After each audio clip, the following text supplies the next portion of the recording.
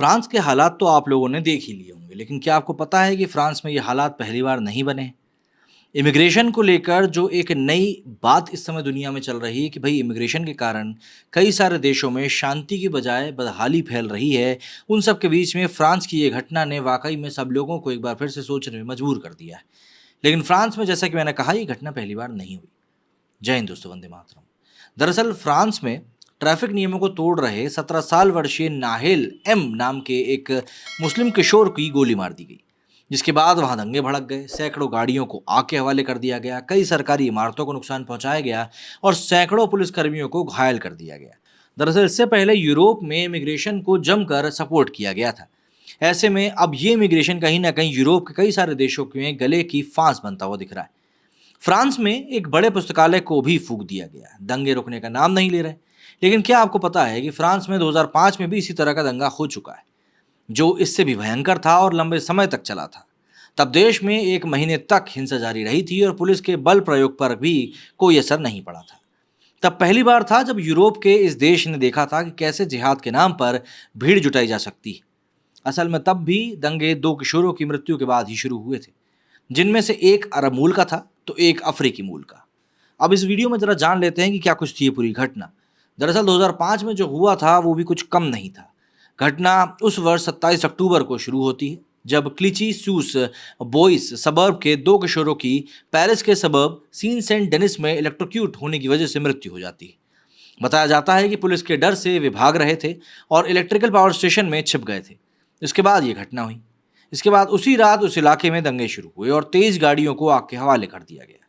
मृतकों में एक 15 वर्षीय किशोर का नाम बोउनाथ रॉय था, जो अपने घर के 11 बच्चों में से एक था। 11 बच्चों में से वहीं दूसरे का नाम जायद बिन्ना था, जो अपने घर की 6 संतानों में सबसे छोटा था।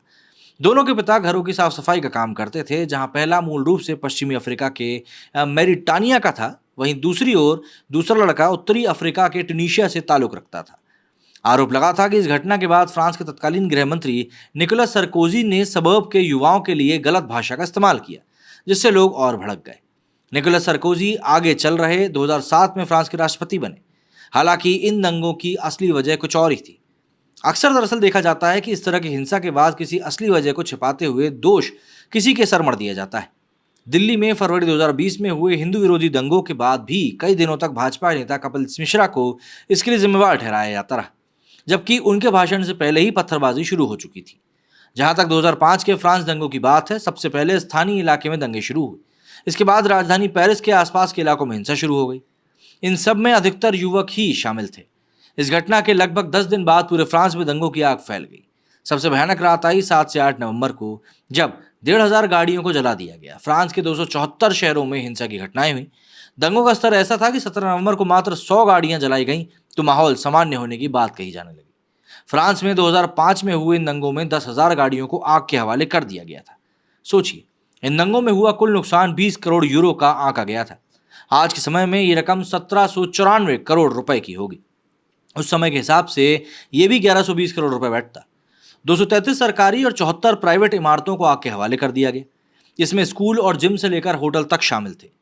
10 से 15,000 युवक इन दंगों में शामिल थे, जिनमें से 15 युवक तक जैसे छोटे मोटे समूह भी थे।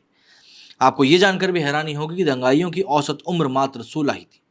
जिन 4800 लोगों को हिरासत में लिया गया था, उनमें से 1000 नाबालिग थे। इनमें फ्रांस के नागरिकों के साथ साथ कई विदेशी नागरिक भी थे, जिनमें से अधिकतर इस्लाम मजहब को मानने वाले और अरब और अफ्रीकी मूल के थे।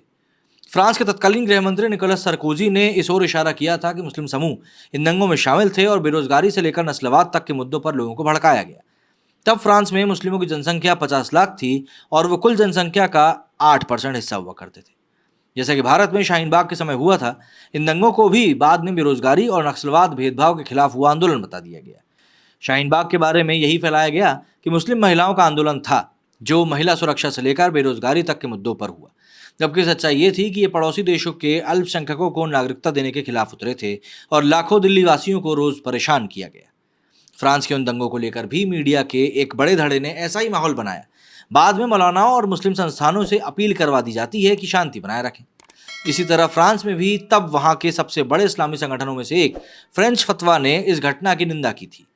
फ्रांस की सरकार को मौलानाओं से मुलाकात करनी पड़ी थी। अल जजीरा जैसे इस्लामी अखबारों ने फ्रांस की पुलिस द्वारा कार्रवाई को ही दंगों की ओर फैलने का कारण बता दिया था।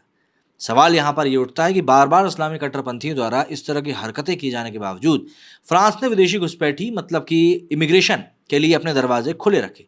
इतना ही नहीं, इमैनुअल मैक्रो की बतौर राष्ट्रपति पहली जीत को लिबरलों की जीत बताया गया था। वो अलग बात है कि कट्टरपंथी मुस्लिम छात्र द्वारा पैगंबर मोहम्मद के कार्टून को लेकर अपने शिक्षक सैमुअल पैटी का गला देने के बाद फ्रांस की जनता सड़कों पर उतरी और सरकार पर कार्रवाई करने के लिए दबाव बनाया। तब दंगों को रोकने के लिए 11,000 पुलिसकर्मियों को सक्रिय किया गया था। अगर आप आज भी इन दंगों के बारे में इंटरनेट पर पढ़ेंगे तो वहां यही लिखा मिलेगा कि यह बेरोजगारी और नस्ली भेदभाव के खिलाफ हुआ था। क्या इसके लिए सार्वजनिक संपत्ति को लोग तबाह करेंगे? मुस्लिम भीड़ या जिहादियों द्वारा उकसाए गए हर एक दंगे का बचाव करने के लिए ऐसे ही बेकार तर्क दिए जाते हैं और उल्टा किसी और के ही माथे से मढ़ दिया जाता है, कभी सरकार के ऊपर तो कभी कोई विपक्ष के ऊपर। मेरे चुने फिलहाल इतना ही। जय हिंद, जय भारत।